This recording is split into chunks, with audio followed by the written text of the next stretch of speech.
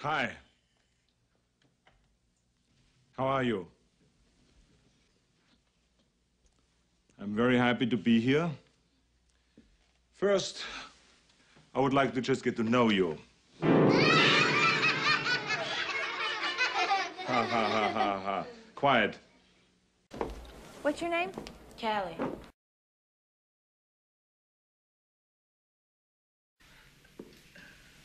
See, the world looks very different from up here. You don't believe me? Come see for yourselves. Come on. Come on. Just when you think you know something, you have to look at it in another way. Even though it may seem silly or wrong, you must try. Now, when you read, don't just consider what the author thinks. Consider what you think. Boys, you must strive to find your own voice.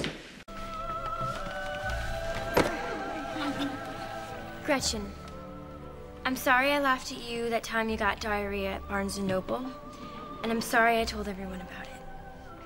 And I'm sorry for repeating it now. Huh? I want you to find your own walk right now. Your own way of striding, pacing, any direction, anything you want. Whether it's proud, whether it's silly, anything. Gentlemen, the courtyard is yours. You don't have to perform. Just make it for yourself. Mr. Dalton, you'll be joining us. Exercising the right not to walk. Thank you, Mr. Dalton.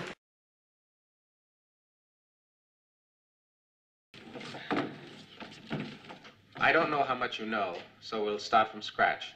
First, as I call your name, will you please read anything you like from one of your school books? I want to be a singer. A singer? Okay, sing me something. Tamika, I can't let you be a singer if you can't sing. You told me to leave you alone. My papa said, come on home. In 1930, the Republican-controlled House of Representatives, in an effort to alleviate the effects of the, anyone? The Great Depression, passed the, anyone? A tariff bill, the Hawley-Smoot Tariff Act.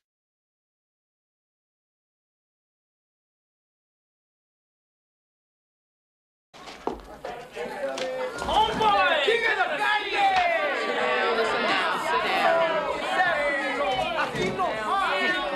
Sit down, Honorable Sensei. It's obvious that homeboy is a noun. I don't know. Mary had a little. Oh. Hey, excuse me. It is not Maria's fault. No. If she does not know that Mary had a lamb. It is not. And I say this to you, it is not Maria's fault. Because maybe where Maria came from, Mary had a doll. Yes. Or a little kitty cat. Or a little bald-headed brother named Bart. Wow. It is not her fault that she doesn't know it, and we're not going to hold that against her, are we? No, we are not. You sing whatever it is that is in you to sing. Right. All right. Thank you. Hey, Mr. Tambourine Man. Tambourine. Tambourine Man. Play a song for me. I'm not sleepy and there is no place I'm going to. Yes. What does that mean? What do you think it means? What, some guy's got a tambourine, and this other guy wants him to play because he can't sleep. Okay.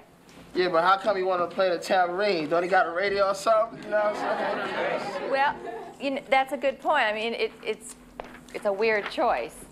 So what if I told you that Mr. Tambourine Man is a code name? A code name for what? A drug dealer. Is it? Well, a lot of people think so. So what was the code? What does Hey Mr. Tambourine Man play a song for me mean? Well, you Play figure... a song for me means give me the stuff. You always talk about Shaka Zulu. Do you think Shaka Zulu could repel a bunch of troops with a little teeny tiny voice like you're using? This is you. happy day. That ain't gonna scare nobody, Shaka. Oh, happy day. That's what I want you to do, okay? Take it up a half a step for me. All right. Repel me. Oh, happy day. That ain't gonna scare nobody. Oh, happy day. See, now you got it. All right. Tough guy, shortstop, fancy pants, get over here. You guys are on security detail. Your job is to make sure no one outside this room knows what we're doing in here. The future of the band depends on you. Okay, your first mission, soundproofing this room. Get on it. Can I be the band stylist instead? Of course you can, fancy pants.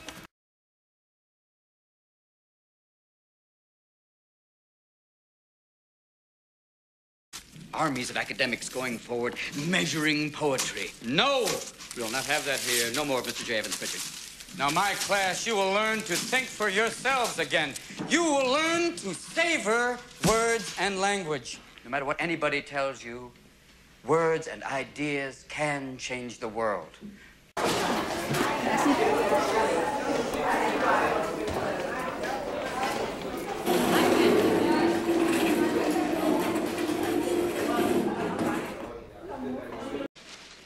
For me, sport is actually a chance for us to have other human beings push us to excel.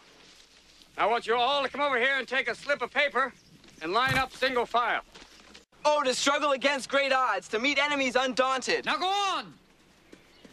Yes, next! To be a sailor of the world, bound for all ports. To advance to the muzzles of guns with perfect nonchalance.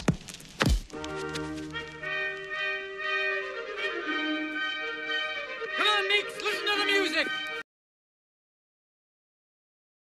So, what are the limitations of having Scout as the narrator? You, Chubbs. Because he... Well, I feel good today. Anyone else feel good? I need a volunteer, and I need somebody who feels strong. So what we got here is two opposing forces, Terrence and myself. And we're pushing against each other, and as long as one is stronger, and it looks like it's T, the change is slow and consistent.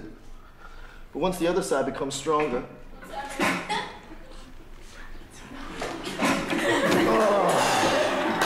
there's a turning point.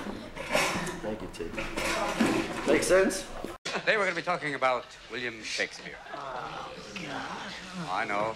A lot of you look forward to this about as much as you look forward to root canal work. We're going to talk about Shakespeare as someone who writes something very interesting. Now, many of you have seen Shakespeare done very much like this. Oh, Titus, bring your friend hither. But if any of you have seen Mr. Marlon Brando, no, that Shakespeare can be different. Friends, Romans, countrymen, let me rest. You can also imagine maybe John Wayne as Macbeth going, well, is this a dagger I see before me?